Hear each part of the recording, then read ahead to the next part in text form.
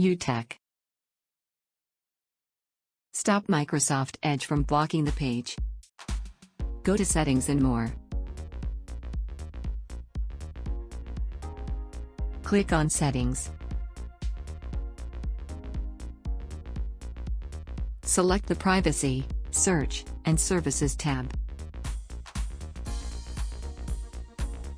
Modify from strict to balanced. Restart the browser and the page will no longer be blocked. Thanks for watching. Subscribe and check other videos.